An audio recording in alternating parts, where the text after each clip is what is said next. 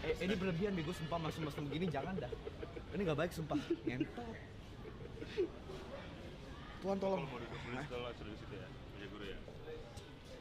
Woi, swas.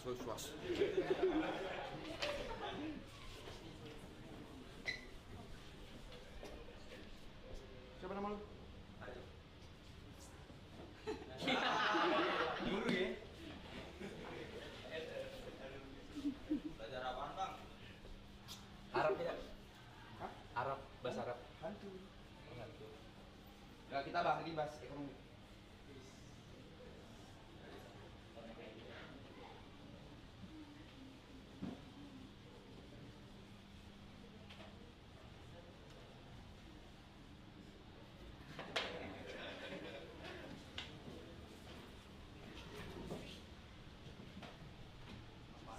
Apaan tuh? Wih,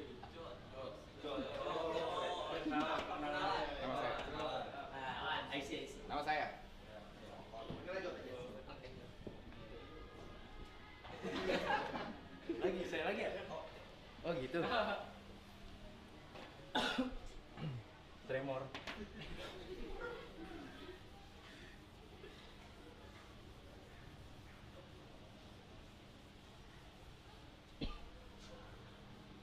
Deh. Makasih ya. Kalian kelas berapa? Kelas 11. Tahu kali. Ya, Nanya. Kita ini akan bahas yang ada di buku. Tahu. Menabung dan investasi.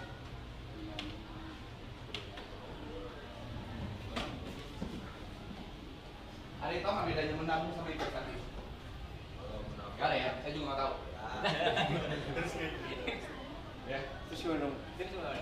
Oh, iya. Menabung dan investasi, kita fokus ke investasi. Tolong dengarkan ini baik-baik. Oke.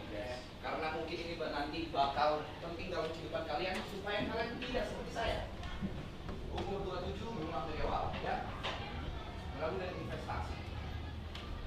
Menabung dan investasi adalah hal yang paling penting. Karena ini sebenarnya dua hal yang saling berhubungan. Kalau kita mau invest, harus punya kebiasaan menabung. Nah, kalau nabung, mungkin kalian udah tahu nabung itu kayak gimana, sisihin duit. Misalnya kalian punya duit 100.000, kalian sisihin berapa untuk menabung. Tapi di sini saya lebih bakal jelasin tentang investasi. Investasi itu jenisnya banyak. Ada investasi saham, Mas. yes, emas. Ada lagi yang tahu? Mungkin kalau sekarang Gen Z lagi kripto ya, Bitcoin. kripto atau Bitcoin. Apa lagi? Obligasi dan lain-lain. Tapi di luar yang seperti ini, menurut saya ada satu yang lebih penting lagi. Itu adalah investasi ke diri sendiri. Mungkin kalian udah pada tahu saham itu apa, emas itu apa, kripto itu apa, obligasi itu apa. Cuma mungkin saya ringkas sedikit. Kenapa sih kita harus invest segala macam? Karena kalau kita cuma pegang cash,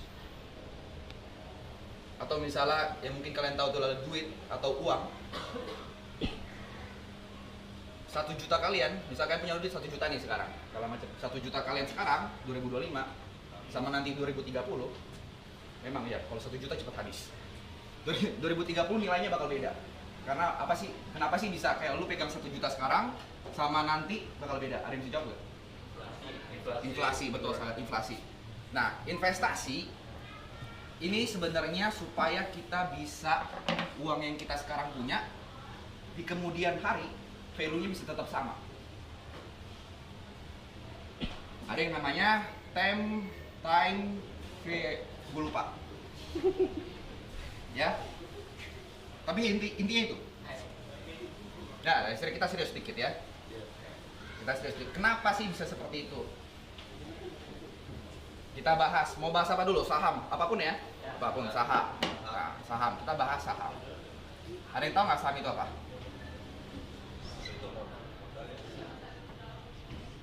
Oke, jangan saham dulu ya. Tahu nggak tujuan kita investasi apa? Perkaya diri. Memperkaya diri. perkaya diri, bisa segala macam. Tapi mungkin ada saya luruskan sedikit, investasi. Orang tuh suka salah nangkep. Orang Bitcoin, mau beli saham, mau beli obligasi. Tujuannya bukan untuk cepat kaya. Karena pada dasarnya investasi itu adalah kita ingin duit kita tuh atau money kita tuh grow. Money kita tuh grow supaya di kemudian hari ketika misalnya kita beli saham, kita berharap duit yang kita taruh akan menghasilkan keuntungan atau laba di masa depan. Masa depannya kita bisa 1 tahun, 5 tahun, 10 tahun. Tapi kalau konsep yang pengen saya tanamin, jangan pernah invest itu tujuannya itu cepat kaya. Karena percayalah, apapun yang cepat akan hilang dengan cepat juga.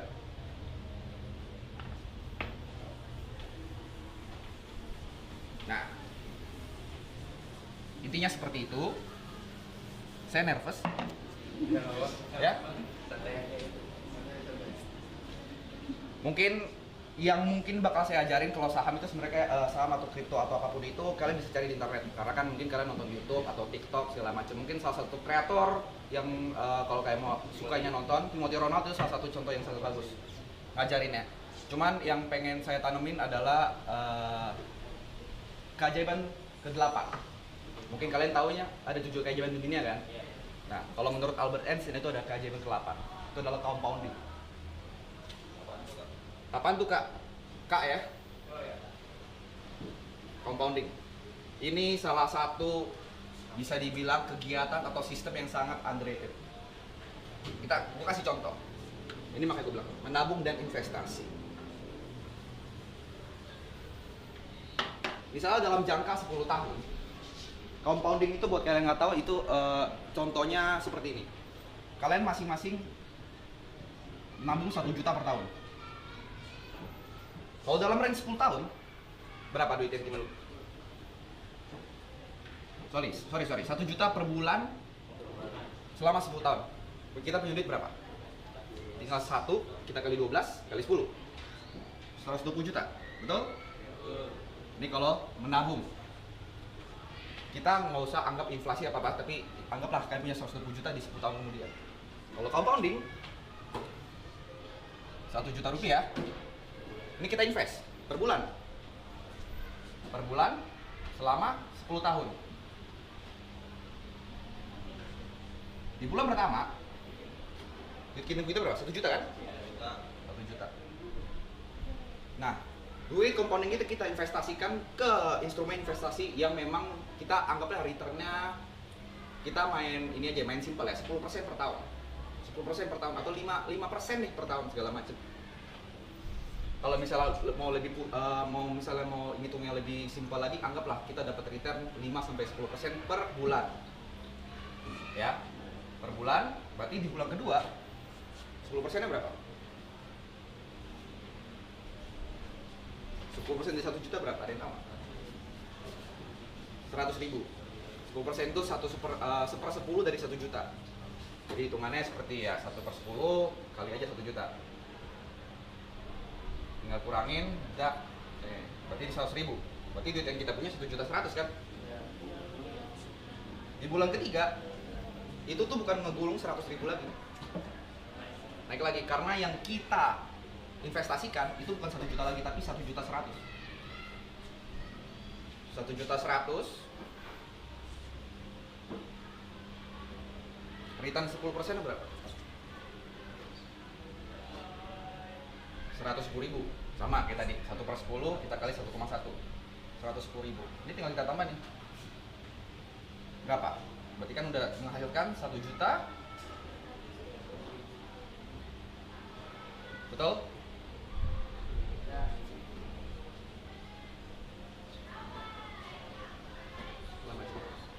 Sedangkan ini bulan pertama 1 juta. Bulan kedua 2 juta. Bulan ketiga 3 juta. Bedain sama ini. Bulan pertama 1 juta. Bulan kedua 1 ditambah 1,1. 1,1-nya dari bulan pertama. Ya, berarti bener kan 100 ribunya. Ini 2,1 nih. Yang di sini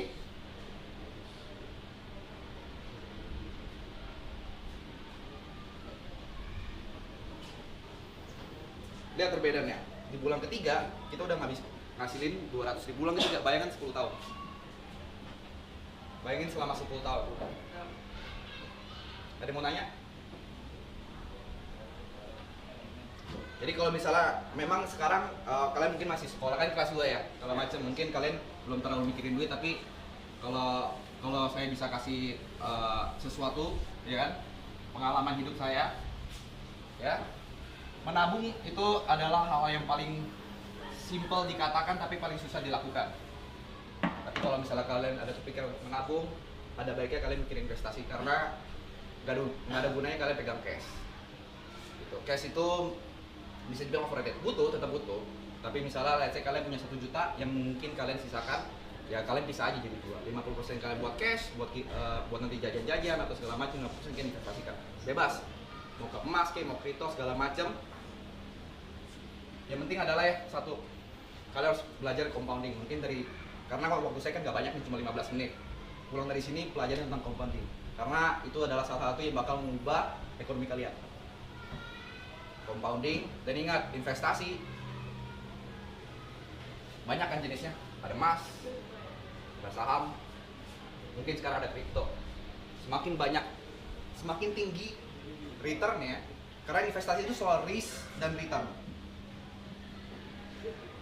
Semakin tinggi returnnya, semakin gede risknya. Jadi nanti kalian kalau misalnya mau pilih investasi apa yang pengen kalian ikutin atau kalian pengen terapin, kalian tetap harus tahu, bentar sabar, orang gua lagi enak, gini ini lu. Iya. Kalau misalnya kalian pengen returnnya gede, ya berarti ya resiko juga bakal gede. Begitu juga dengan kalau misalnya kayak emas kan, memang risknya mungkin nggak terlalu besar, tapi ya rewardnya atau misalnya returnnya nggak akan sebesar yang lain-lain.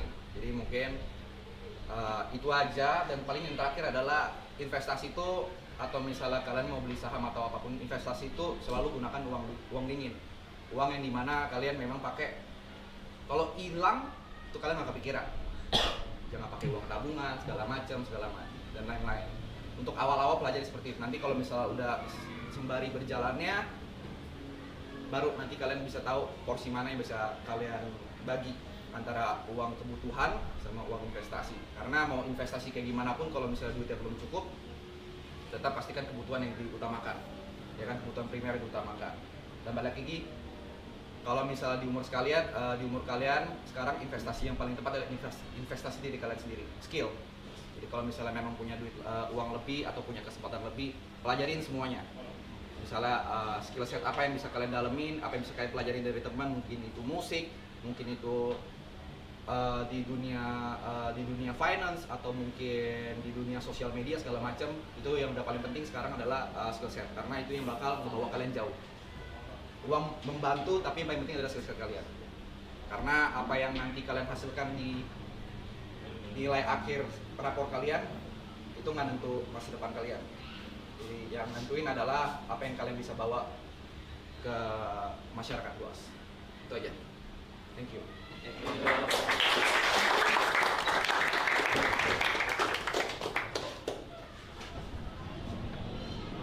Anjay, lancar ya.